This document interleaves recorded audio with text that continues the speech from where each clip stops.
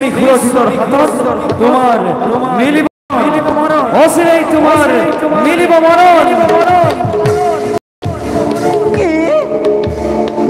স্বামী সুৰজিতৰ হাতত মোৰ মিলিব মৰণ আৰু মই চলা সেই কথাত ভুল যাবলৈ মায়া ইমান বুদ্ধিহীনা নাৰী নহয়।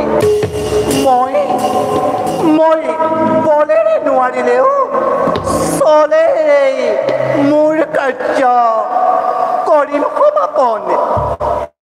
যাওঁ এতিয়া মই